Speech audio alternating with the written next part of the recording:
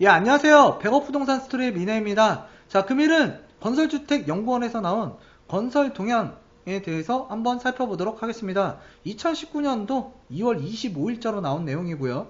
그랬을 때 여러 가지 자료가 나오고 있지만 주제가 있습니다. 그랬을 때 우리는 부동산에 대해서 공부를 하는 거잖아요.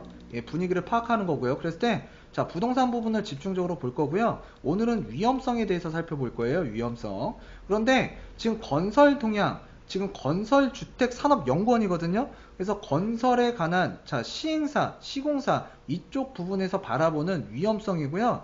그랬을 때 이 내용을 내가 소비 주체로서의 바라보는 위험성과 내가 공급자 위치에서 바라봤을 때 위험성, 그런 것들을 좀 나눠서, 그러니까 반대쪽에서 좀 진영에서 나오는 자료들도 좀 살펴볼 필요가 있거든요. 그랬을 때 정말 여러분들한테 지금 부동산 시장을 객관적으로 이해할 수 있는 자료 중에 하나라고 보시면 될 것 같고요.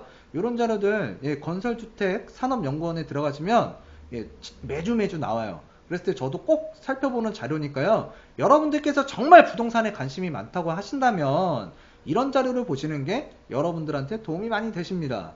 그래서 이제 정착 동향이라든가 또는 시장 동향, 산업 정보, 또는 이제 우리 그 건설 논단에 대해서도 나오고 있고요. 여기 보시면은 이제 글로벌 건설 산업의 4차 산업혁명이 바람이 불고 있다. 그래서 영국 같은 경우에는 그 시공 기간을 50% 이상 단축할 수 있는 그 스마트 건설 산업 혁신이죠. 혁신을 뭔가 지금 추진 중인 것 같아요. 그랬을 때 그런 것들에 대해서 관심이 많으시면 이 자료 한번 보세요.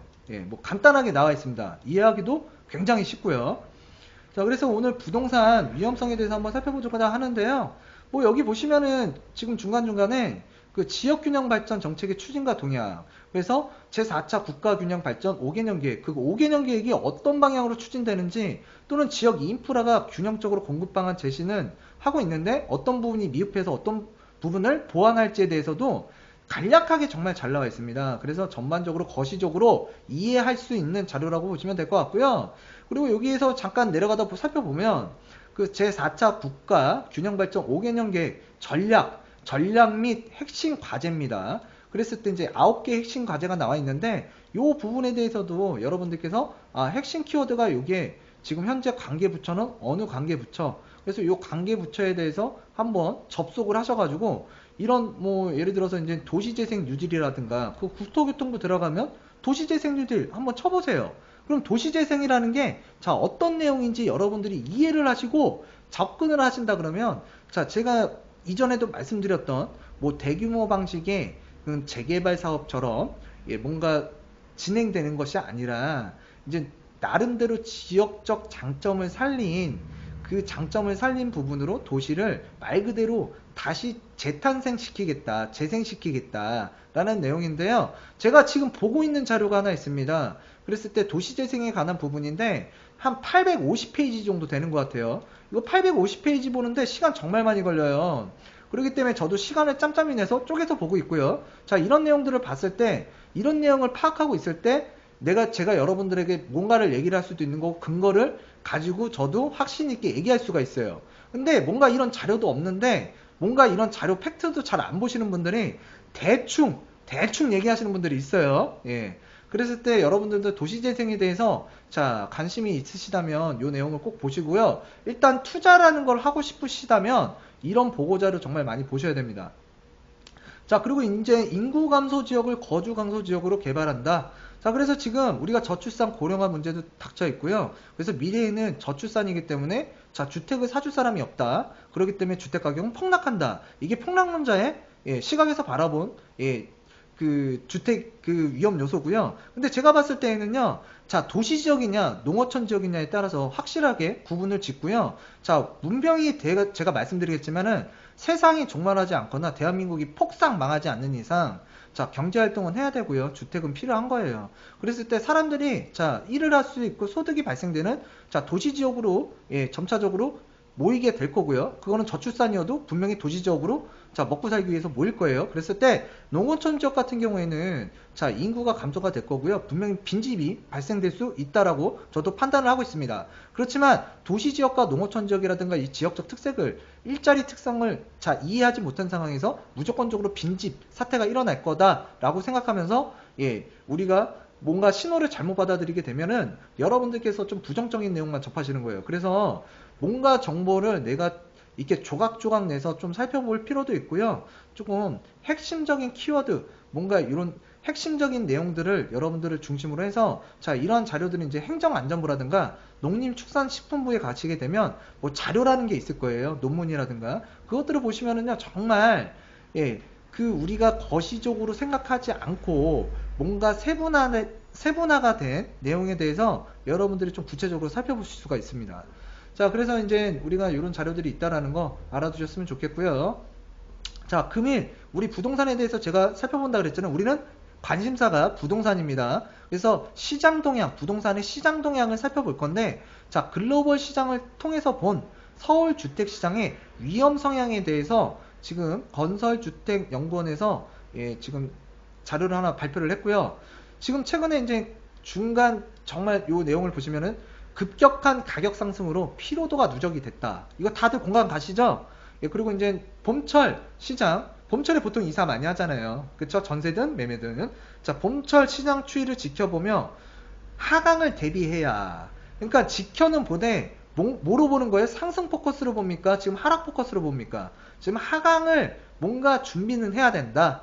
그래서 그때 여러분들 준비하고 계십니까? 예, 제가 봤을 때는 준비 안 되신 분들이 대다수겠죠. 그렇기 때문에 항상 상담받으러 가시고, 예, 이렇게 유튜브라든가 방송이라든가 또는 뭐 누군가가 세미나를 한다 그러면 그 세미나에 자꾸 예, 방문하시고 뭔가 내용을 들으러 가시죠. 예, 그랬을 때 그런 들으러 가기 전에 뭔가 객관적인 내용들을 여러분들이 알고서 그런 세미나에 참여하셨으면 좋겠고요. 자, 올해 서울 주택시장은 2006년, 2008년과 유사한 패턴을 보이고 있으며 제가 봐도 유사합니다. 예, 그리고 10년 내 최대폭으로 상승했다. 여러분들 이거 공감하시죠? 작년에 미친 집값이라는 표현까지 나왔습니다. 그래서 2018년 서울 주택가격의 연간 상승률은 자 6.2%에서 2008년 이후 최대치를 기록했다. 작년에 정말 미친 집값 상승률이었어요. 네, 지금 뭔가 조금 안정화 단계로 이루긴 했지만 예, 규제라는 걸 통해서 만들어졌다라는 거, 인위적으로 만들어졌다라는 거, 그럼으로 인해서 심리가 꺾였다. 심리 정말 중요하다고 그랬습니다. 그래서 2018년도 2분기 주택거래자금 총량도 2009년 이후 9년 만에, 자 2009년도가 정말 중요한 연도예요. 2008년도에 자 우리 서브프라임 모기지론 사태가 미국에서 일어나면서 리먼 브라더스 사태, 자 금융위기가 왔죠. 그러면서 2009년도 이후 9년 만에 최고치를 기록했습니다. 예, 거래자금이. 자, 주택 거래자금 총량은 단기 주택 거래량과 주택 평균 가격이 곱으로 나타내며 주택 시장에서 유통되는 그 자금의 대략적 총량을 표현한다는 점에서 시장의 하락 여부를 판단하는 지표로 활용이 된다. 그래서 자금이 많이 왔다 갔다 했다. 그러면 당연히 거래가 수반이 될 거고 거래가 실리게 되면 예, 주식이든 부동산이든 상승을 하게 되어 있습니다. 자, 그랬을 때 이를 기초로 해서 서울 및 수도권 주택시장을 판단해 보면 2009년 4분기와 유사한 수준의 자금이 시장에 유통이 됐고요. 이에 따른 피로도가 누적되고 가격에 대한 피로도죠. 예, 일각에서 시장의 하강 우려가 존재하는 것으로 지금 판단하고 있다. 그랬을 때 지금 현재 아래 도표를 하나 살펴보시면은요. 자, 서울주택 그 종합 매매 가격 지수 변화 추이예요. 그래서 2008년도, 2009년도 시점에 정말 그 최대 상승률을 기록했습니다. 2006년부터 2009년도까지 최대 상승률을 기록했다. 그러면서 약간의 예, 하향 곡선을 그렸죠. 2014년도가 거의 저점이었다고 보면 될 것 같은데 지나고 보니까 그런 거예요. 예, 그리고 2018년 11월, 12월에 다시 그 2014년도 바닥을 딛고 예, 최대 상승률을 이룩했다. 9년 만에. 예, 그리고 이제 수도권 주택 거래 자금을 살펴보시면 2009년 4분기 최고치를 기록했고요.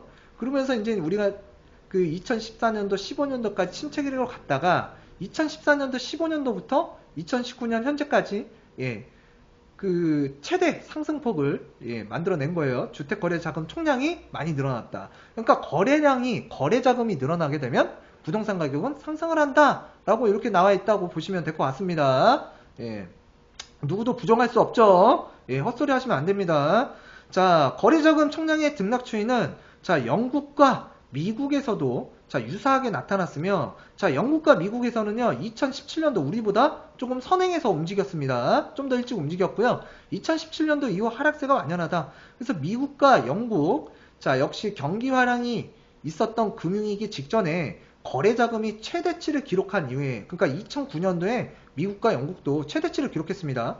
그랬을 때 2017년도 무렵 다시 정고점의 양육하는 양이 시장에 유통된 이후 지속적인 하락 국면에 진입을 했다라고 보시면 될 것 같고요.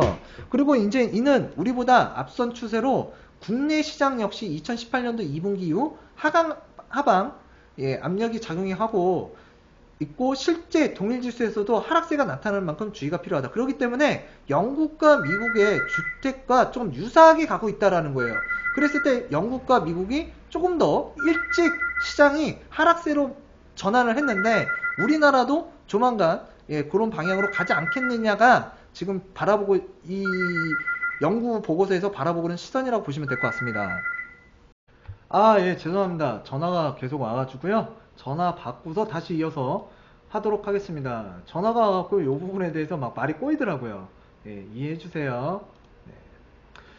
자, 그래서 지금 이런 부분들이 나왔고요. 자, 영국 주택 거래 자금 총량을 살펴보시면 지금 그 2008년도 기점으로 해서 최고치를 기록했고, 자, 2017년도 이후에 하락이 시작을 했다. 예, 화살표 방향에 보시면은 이렇게 하락했죠, 하락. 예. 그리고 미국의 신규 주택 거래 자금 총량을 살펴보시면 2006년도 기점으로 해서 최고치를 기록했고요. 2018년도 2분기 이후에 하락을 시작을 했다. 그래서 우리보다는 영국과 미국이 조금 더 예, 빠르게 지금 조정을 받고 있다라고 생각하시면 될 것 같습니다. 자, 그랬을 때 2009년도에도 그랬고요. 지금 시점에서도 그렇고 지금 우리가 영국이나 미국보다는 조금 후행하고 있다. 예, 조정받는 게요. 그랬을 때, 자, 미국과 영국의 차트를 살펴보는 것도 굉장히 중요해요. 그렇기 때문에 그런 자료들 여러분들이 찾아보기도 어렵잖아요. 그렇지만 이런 자료를 보시면 뭐예요? 쉽게 아주 정보를 접할 수가 있다라는 거. 그리고 정말 객관적인 자료잖아요. 그쵸? 자, 이런 자료들을 보시면 정말 여러분들께서 도움이 많이 되실 거예요. 그래서 영국 통계청 자료와 뭐 이제 연방준비은행, 자, 미국 통계국 그 자료를 토대로 해서 건설산업연구원에서 발표한 자료다라고 생각하시면 될 것 같습니다.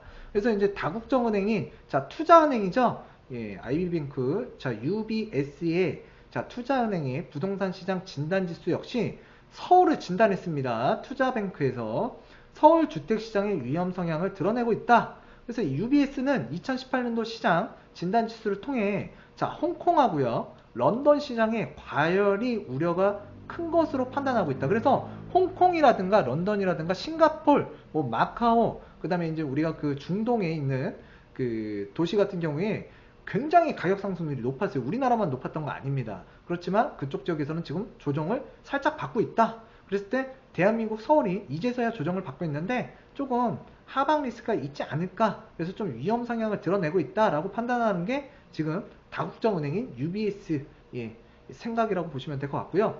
자, 동방법론을 자, 국내에 적용해 신규 분석한 결과 서울 주택시장에서도 비슷한 현상이 지금 나타나고 있다. 글로벌 현상이 지금 서울에도 자, 비슷하게 나타나고 있다라고 보시면 될 것 같고요. 그래서 산업, 금융 여건 대비 주택가격 부분에서 신호가 뚜렷하게 자, 포착되고 있다라고 보시면 될 것 같습니다. 그래서 이제 서울 주택시장 진단 지표를 보시게 되면은 지금 그 소득 대비 전세 가격이 굉장히 높아지고 있고요. 그 다음에 지금 그 붉은색입니다. 붉은색 같은 경우에 소득 대비 주택 가격 비율이 2015년도 바닥을 찍고요. 다시 상승을 했다. 그랬을 때 최고치 상승률을 보였는데 자 PIR 지수라고 있습니다. 그랬을 때 이제 소득 대비 자 주택을 매입할 수 있는 기간을 나타내는 지표인데요. 그게 이제 점차 가격 상승, 그러니까 주택 가격이 상승을 하다 보니까 자 높아진 겁니다. 그리고 이제 주택시장 진단 지표죠. 그래서 이제 건설경기 기성액과 주택담보대출 추이액을 나타내는 건데요. 자, 이런 것들이 지금 뚜렷하게 신호가 나타나고 있다. 그랬을 때 지금 그 위험성이 좀 있을 수 있으니 좀 조심하라는 신호로 받아들였으면 좋겠고요. 그리고 이제 서울시장 가격 급등락하는 프라임 시장과 유사한 양상, 자, 봄철 추이는 지켜볼 필요가 있다라고 지금 나와 있습니다. 그래서 2018년도 서울 주택시장, 서울이에요. 전국이 아닙니다. 서울 주택시장은 가격 급상승으로 인한 정책 있죠. 시장의 첨예한 대립 후 안정세를 기록하고 있다. 뭐 9.13 대책, 예, 대표적이겠죠. 그 다음에 뭐 투기가요지구, 조정대상지구, 그 다음에 투기지역, 그리고 또 조세정책, 예, 이런 것들에 의한 자, 정책적 효과가 지금 안정세를 나타낼 수 있는 근본 밑바탕이 됐다라고 보시면 될 것 같습니다. 그리고 각종 지표 선도 시장의 추이를 지켜볼 때 2019년도, 여러분들 2019년도 주택 방향 알고 싶죠? 자, 2019년도 주택시장 하방 압력이 더 거세질 것으로 판단되고요. 따라서 봄철 시장 추이를 면밀히 살펴 자, 시장 변화에 따른 대응책을 강구해야 한다. 그래서 봄철 시장에 자, 지금 뭔가 지표가 계속 안 좋아지고 있습니다. 그 지표가 봄철 이사철 추이, 그러니까 이사철을 자, 뭔가 이렇게 변곡선이라고 할 수 있죠. 뭔가 변화를 줄 수 있는 큰 예, 시장의 물주기를 바꿔놓을 수 있는 그러한 흐름이 없다면 자, 하락하는 부분에 대해서 대비를 해야 된다. 대응책을 가져가야 된다. 그랬을 때 여러분들께서 자, 포트폴리오를 잘 조정을 하셔야 된다. 그래서 제가 작년부터 누누이 얘기해 드렸던 자, 어느 정도 하락 정도 대비를 해야 된다. 그랬을 때에는 내가 100% 갖고 있는 물건 일부 처분을 통해서 예, 현금화할 필요는 있다. 그래서 현금화를 해야 예, 나중에 내가 뭔가 투자할 수 있는 가격이 하락했을 때 투자할 수 있는 그런 쩐이 있는 거잖아요. 총알이 있어야 내가 물건이 저렴해졌을 때 다시 투자할 수 있는 뭔가 하나의 계기가 될 수 있는 거잖아요. 예, 여러분들께서도 하락장을 좀 대비하셔야 됩니다. 자, 그런 부분으로 되어 있다라고 보시면 될 것 같고요. 부동산에 대해서는 다 같이 한번 살펴봤습니다. 그리고 이제 디지털 린이라는 건설 생산성 향상에 대한 자, 부분들을 많이 얘기가 나오고 있고요. 이런 내용들 좀 읽어보시면 좋을 것 같아요. 예, 그리고 이제 내려가다 보면은 뭐 경영 전략도 나와 있어요. 건설 산업이 어떻게 움직일 건지. 자, 그랬을 때 지금 이 부분을 하나 살펴보고 가겠습니다. 올해 건설업 상황은 낙관적이지 않지만 최근 정부의 투자 확대로 호전이 기대되고 있다. 자, 문재인 정부에서 딱 하나 예전에 얘기했던 거 있습니다. 이명박, 박근혜 대통령 때, 자, SOC 사업, 예, 적폐로 봤었죠. 그렇지만 그 적폐 사업에 대해서 굉장히 부정적이었습니다. 그렇지만 지금 뭔가 기조가 바뀌었어요. 왜 그러냐면 이제 경제 성장률이 하락하고요. 부동산 규제 강화로 인한 주택 경기 위축과 SOC 일감 부족 등으로 인해서 2019년도 건설업의 상황은 그리 낙관적이지 않습니다. 근데 건설업만 안 좋냐? 지금 우리가요, 그 건설업이 안 좋다 보니까 이 건설업에 붙어서 먹고 사는 예, 사람들이 굉장히 많아요. 그 사람들도 일자리가 많이 잃어버린 겁니다. 그랬을 때 그 사람들이 뭐 동네에 가서 또 소비도 해야 되는데 자, 주변에 그 우리 시장이라든가 제가 지금 여기 광명시장이라든가 여기 뭐 가구 전통거리거든요. 가시면은 경기가 너무 안 좋은 거예요. 그러니까 건설업에서 먹고 살아야 되는 그 일용직이라든가 이런 부분들 그에 종사하시는 분들도 자금이 안 돌다 보니까 정말 살기 어렵고요. 또 그분들이 자, 지역 상권에서 돈을 써야 되는데 지역 상권에서 돈이 안 돌다 보니까 어떻게 되겠습니까? 어려운 거예요. 그러다 보니까 지금 어떻게 됐습니까? 뭔가 경기 부양을 하기 위해서는 어쩔 수가 없는 자, 필연이에요, 필연. 예, 건설업을 자, 뭔가 일으켜야 될 텐데 자, 대표적으로 3기 신도시죠. 3기 신도시. 예. 그 다음에 도로, 철도망. 예. 뭐였습니까? 예타면제. 예. 사업 빨리 한대잖아요. 이게 뭐예요? 대표적인 SOC 사업이라고 보시면 될 것 같고요. 자, SOC 사업, 이런 3기 신도시라든가 그 도로 철도망을 만들기 위해서는 어떻게 되겠습니까? 정부의 재정이 막대한 정부의 그 자금이 투여가 될 거고요. 그랬을 때, 자, 토지 보상금도 굉장히 앞으로 많이 풀어질 거예요. 그래서 이 토지 보상금 과연 어디로 갈 건가? 그리고 국가에서 매입한 이 도로철도 상기 신도시에 대한 예, 그 개발 계획에 대한 기대감으로 인해서 뭔가 꿈틀거리지 않을까요? 부동산이? 그렇다면 지금 뭔가 우리가 이 SOC 사업 뭔가 일으키려고 하는 정부 뭔가 예전과는 좀 흐름이 바뀌었다라고 저는 좀 판단을 하고 있고요. 그랬을 때 앞으로 자, 그러니까 좀 위험 요소 또는 부정적으로만 볼 것이냐, 저는 그렇다고 생각은 하지 않습니다. 그래서 2, 3년 뒤에는 예, 분명히 지금과는 또 다른 상황을 맞이할 거예요. 그때 상황에 대해서는 그때 경제 시점을 보고 부동산 시장을 보고 다시 얘기하는 걸로 하고요. 일단은 SOC 사업, 자, 이거 신호탄입니다. 예. 근데 이 신호탄의 효과는 3년, 4년이 지난 이후에 뭔가 부동산 시장에 반영이 된다라고 보시면 될 것 같습니다. 자, 그러나 최근 생활형 SOC 투자 확대, 정부의 예비 타당성 조사 면제 사업 확대 등으로 인해 건설 경기 호전이 기대되고 있는 상황이, 뭔가 건설사에서 건설업을 하고 계신 분들이, 재벌들이 지금 뭔가 굉장히 기대를 많이 하고 있어요. 왜? 갑자기 뭐 적폐로 보던 게 지금 다시 뭔가, 예, SOC 사업, 예, 여기 나오잖아요. 투자 확대하고, 예? 예비 타당성 조사 면제해버리고 빨리 하라고. 그러면 뭔가 건설 경기 호황이 다시 찾아오는 거죠. 그랬을 때 지금, 예, 건설업계에서는 굉장히 기대감을 갖고 있다. 기대감은 뭘까요? 돈을 벌 수 있다. 누가요? 건설업을 해서. 그럼 건설업을 해서 돈을 벌 수 있다라는 건 뭐예요? 예, 뭔가 잘 된다는 얘기잖아요. 뭔가. 예. 그래서 지금 이런 것들은 한번 살펴보시면은 여러분들이 추론할 수 있는 또는 미래를 예측할 수 있는 내용들이 나와 있습니다. 그리고 좀 객관적이다 보니까 좀 확신을 갖고 저도 말씀을 드릴 수가 있는 거고요. 그리고 글로벌 건설산업의 4차 산업 혁명의 바람이 일어나고 있는데, 지금 일본 같은 경우에는 그 2025년까지 디지털 기술을 활용해서 건설 현장의 생산성을 20% 높이겠다고 하고 있고요. 영국은 2025년 스마트 건설과 디지털 설계 등을 통해서 공사 기간이 무려 50% 단축을 시키겠대요. 그리고 건설 사업비도 35% 절감을 추진하고 있다고 합니다. 그럼 뭐 싱가포르, 뭐 미국, 독일, 예, 이런 부분에 대해서, 예, 굉장히, 예, 어떻게 이제 건설업이 획기적으로 변화가 될 것인지에 대해서 나와 있고요. 그랬을 때 이런 내용들을 여러분들이 남들보다 빨리 접한다 그러면, 예, 좋은 현상입니다.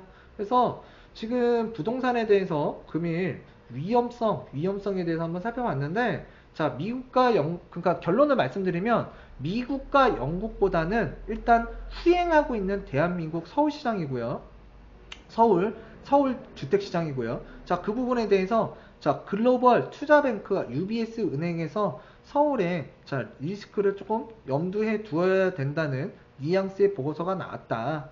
그래서 이런 자료는 건설산업 주택연구원을 들어가시면, 예, 자료가 나와 있다. 그래서 이런 것들을 여러분들이 한번 살펴보시면, 예, 전국적인 시향을 살펴볼 수 있는 정말 중요한 자료라고 보시면 될 것 같습니다. 자, 금일 이쯤에서 배곡 부동산 스토리를 마치고요. 다음 시간에도 유익한 내용으로 다가서는 미래가 되도록 하겠습니다. 감사합니다.